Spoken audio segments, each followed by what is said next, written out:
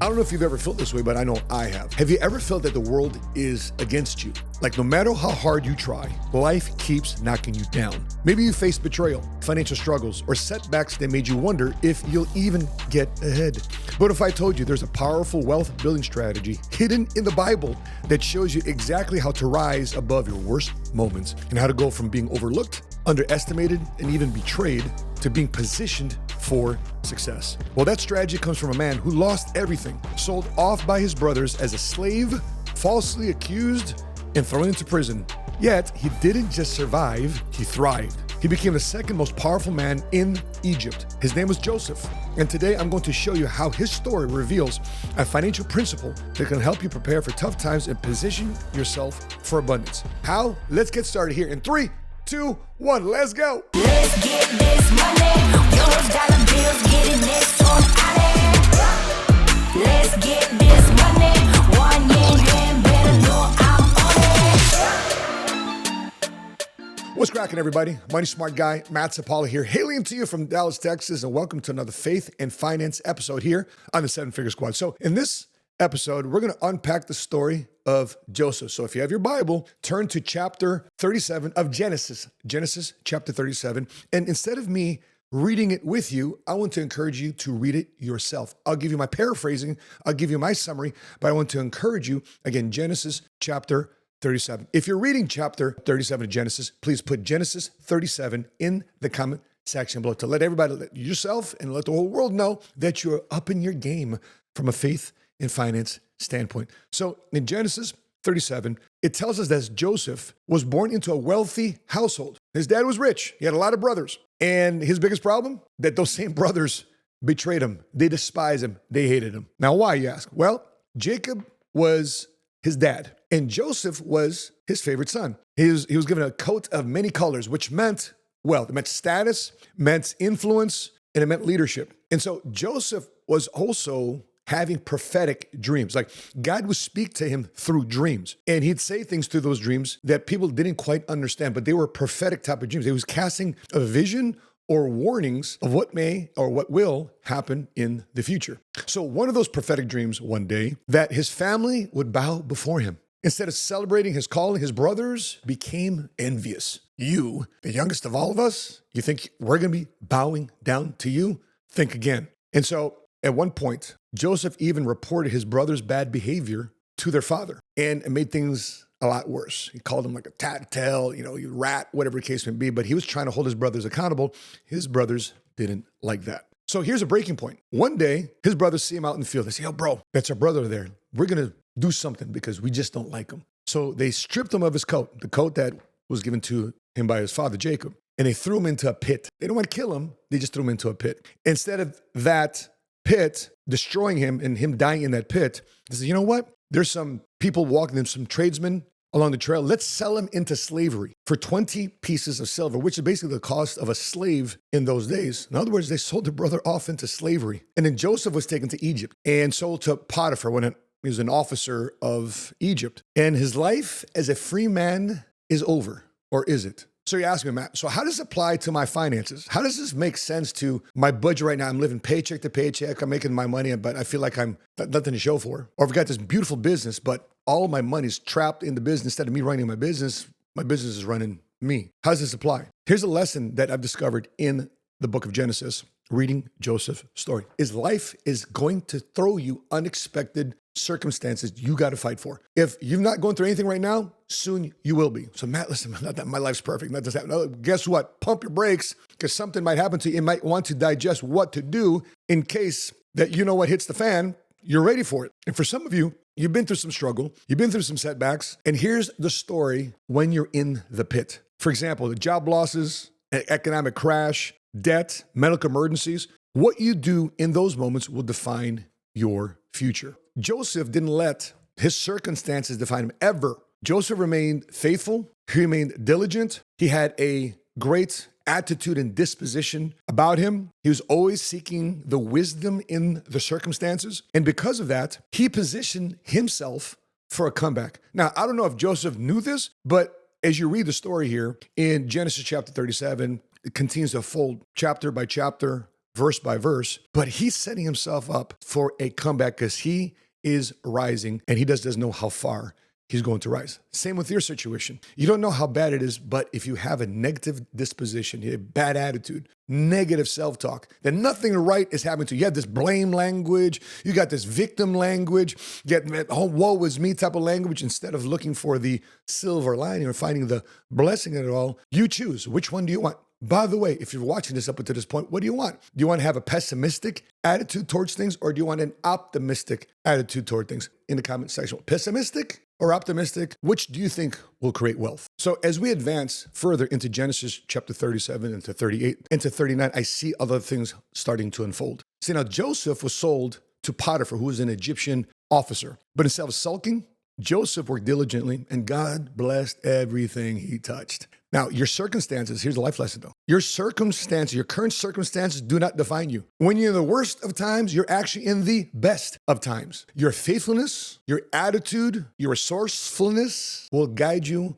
in ways that can elevate you. But here's the challenge though. You say, I got a good attitude, Matt. I'm faithful, Matt. I'm diligent, Matt. And bam, another setback happens. And another setback happens. And another setback happens. Do you still maintain resourcefulness? Do you still maintain your faithfulness? Do you still maintain your good attitude? Do you? I know many times in my life, I didn't. I'll be the first to admit. I said, how come the world don't help me? The world is against me. The world is against. How come I'm in this situation? How come this person's not helping me? This person helped me. If only this person did that. If only this person did this, I'd be in a much different position. The moment I started buying into that, nobody wanted to help. Even God didn't want to help me. But it says here in Genesis chapter 39, verse 21, it reads like this. But the Lord was with Joseph and showed him mercy, and he gave him favor in the sight of the keeper of the prison. See, even in prison, Joseph is about to be elevated. Joseph is about to be raised up by God, to be used by God.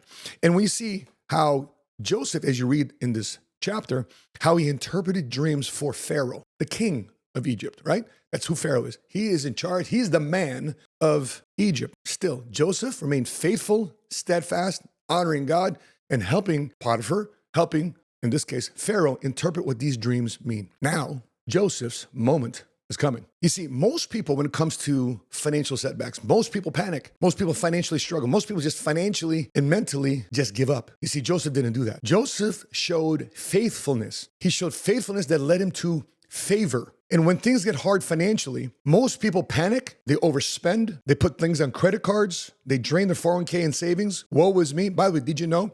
I was interviewing one guy. He wrote a book called The Toilet Paper Entrepreneur.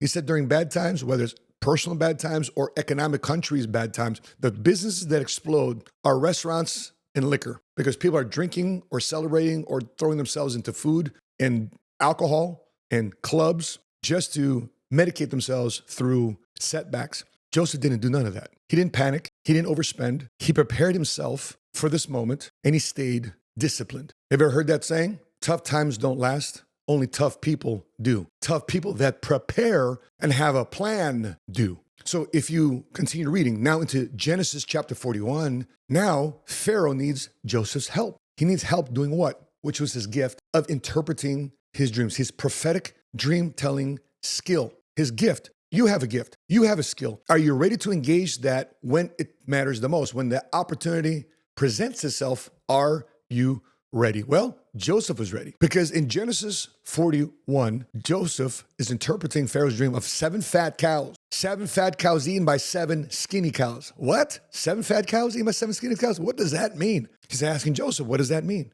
He reveals to him, he talks to him, he tells him what he feels that God is leading him to understand, which means, he said, 7 good years followed by 7 bad years of famine, of your land, of your country having a hard time. So 7 years of good times followed by 7 years of bad times. Now, Joseph was called from prison to interpret that dream. And he not only explained it, he also gave Pharaoh a plan, a strategy. What's that strategy? He said, listen, 1/5, or in this case, 20%, save 20% during the good years, store resources to prepare for the future. Brace for impact. Things are coming. Now, here's the challenge though. Think about Pharaoh real quick. Think about a person in charge. We're having good times. We're talking about bad times. No, man, I'm in charge of this thing. I got this, man. No. Pharaoh, save 20%. Put it in the storehouses. Put it in the pyramids, for crying out loud. Put some of this money, resources, corn, food, away, store it up, put it in storehouses because 7 years of famine about to come. He says, okay, no problem. I'll listen to you. Why? And as you see here too as well, Joseph's no longer in the prisons anymore. Joseph got elevated to the second in command of all of Egypt. What, a slave? Went from a slave that was hated and betrayed by his brothers with his faithfulness and resourcefulness and great attitude, honoring God in everything, guys elevating him. He now becomes the second in command of all of Egypt, and Pharaoh's asking him for his counsel on what to do. So Pharaoh, as you read in Genesis 41, he was so impressed by not only the interpretation of the dream, but also the strategy to prepare in case this would happen, therefore making him the second in command of Egypt. Now, Joseph didn't just survive. He became the wealth manager of an empire. He used wisdom and faithfulness to prepare for the famine. And when it hit, every country was struggling. But Joseph was in control of the wealth and the resources of Egypt. So what's the key lesson in all this? Especially if not going through bad times, but you're going through good times and vice versa. Anticipate. It's a wealth building word. Anticipate. And by the way, put in the comment section below if you're watching up to this point. Anticipate. If you believe in anticipation for wealth building and generational wealth creation, put anticipate in the comment section below. Let everybody know that you're paying attention to the 7-Figure Squad Faith and Finance episode here. So wise people prepare when times are good. Let me repeat that one more time, very slowly for the people in the back. Wise people prepare when times are good. Most people want to prepare when times are bad. I remember watching these LA fires. I mean, you guys remember the horrific scenario there in LA with the Pacific Palisades kitchen on fire. We got this rapper out there who's watching his house on fire on Twitch, and now he wants to what? Get house insurance. You should have had house insurance before the fires came. So that's part of preparation, is planning for the worst. Here's military training we got. Planning for the worst, but expecting the best. That is a key principle of wealth building anticipation. Now, here's the kicker. Remember when I shared with you earlier on that Joseph's brothers despised him? They sold him off into slavery. Here is the kicker, man. His brothers were starving. And so they humbled themselves to come to Egypt to ask for food, to ask for assistance, begging for it. And they're begging to this government official, could you please help us out? Can you please help our family? Can you please help our country? We've got no food. You've got food. Please help us out, sir. And guess who that sir was? They didn't even recognize him.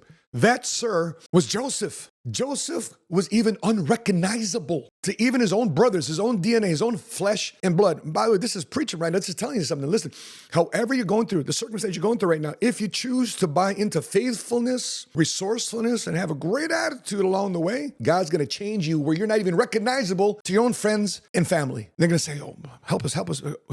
Wait, that's our brother. Wait a minute, that's my dad. That's my mom. That's my fam. Wait a minute, I know this guy. I know this person. That's what's going to happen to you if you choose to buy into this principle, just like it was revealed here in Genesis chapter 41. So here's some of the things about the 80-20 rule. Joseph's 80-20 rule that you should consider applying. If Joseph were a financial coach today, if Joseph was doing a YouTube channel today, he'd tell you this: save during the good years, so therefore be ready for the bad years. Simple as that. Nothing sophisticated. You know what this needs? It doesn't need a financial strategy. It doesn't need an investment strategy. You know what this means? It means you got to be financially disciplined. That's right, disciplined. And that's a word that a lot of people don't like to apply. But just to make it simple, here's Joseph's 80-20 rule. Save 20% of your income when times are good. So therefore, when times are bad, boom, you got it. Along the way, you live just on 80%. Now, for some people in America, the reason why people are living paycheck to paycheck is not because they're not getting paid enough. Now, I get it because of inflation. I totally get it.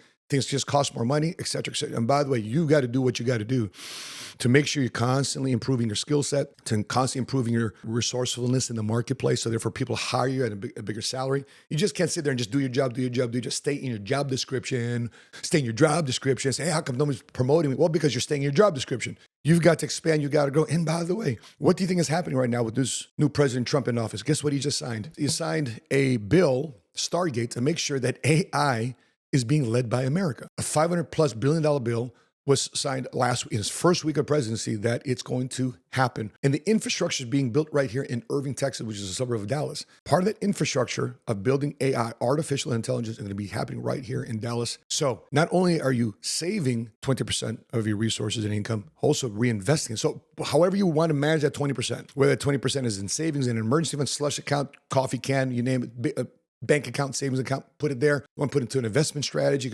We can unpack a whole video on what to do with that 20%. But the principle is still true. Whatever you're bringing in, save 20%. Save it, tuck it away, tithe it. We always say, give it, save it, spend it. It's a great financial principle. Give it, charity, donation, offerings, charitable contributions. By the way, giving makes you feel a whole lot better because now you're saying, listen, I don't trust me. I trust the big man upstairs. I trust God to make sure he provides my resource. I'm resourceful with the resource I've been given. So therefore, part of these resources I've been given and entrusted with, I am going to trust it's continuing to flow and continue to come. That's why I give. That's why I have charitable contributions, because whatever I've been blessed with, I pay it forward to make sure other people are blessed too as well. And guess what they're supposed to do when they receive that blessing? They're supposed to pay it forward to themselves. The reason why a lot of people stay poor, a lot of people stay broke, because they lack the giving portion of their finances. They think they hoard, keep.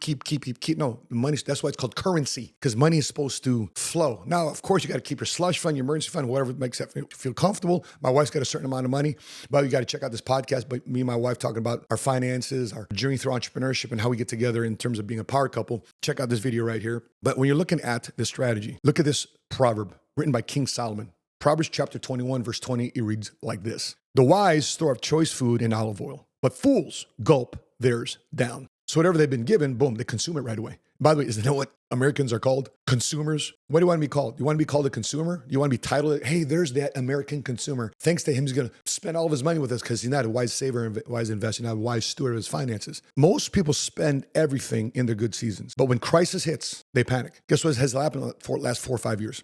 During the pandemic. During the good times, people are making money in hand over fist. Bitcoin, real estate, you name it. But when the Bitcoin market hit, when the real estate market hit, and it does, any fad like that does. I call it fads because there's only phases that it happens and it comes back. That's why I call it a fad. It's not as consistent thing. Not to saving, investing. That's a philosophy. People jump on bandwagons, financial bandwagons all the time. But when crisis hits, most people panic. See, Joseph's wisdom shows a better way. So prepare now. So therefore, when your famine comes, you are ready. So as I wrap up, Joseph's story teaches us this. Tough times don't refine you.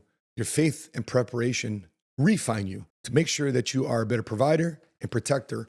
And in this case, Joseph was also a strategist. And so when you align with God's wisdom, God will position you for success. My encouragement to you, start applying the 80-20 rule today. By the way, if you're applying the 80-20 rule today, please put 80-20 in the comment section below and the date of when you watch this. 80-20 and the date you watch. If you're applying some version of the 80-20 rule. At the same time, too, as well, be faithful in hard times. Be faithful. Hardest thing to do to be faithful, because your moment of elevation, God's elevation, is coming. Genesis 50, verse 20 reads like this: "What you meant for evil, God meant for good." So if you feel blessed with this message and encouraged by this, make sure you hit like and subscribe and share it with someone that needs to hear it too as well. So let's continue to build our community of the 7-Figure Squad mentality and our faith and the finances together. That being said, I'm your money smart guy from Dallas, Texas. And until we meet again, continue to live smart, continue to love smart, and be money smart today.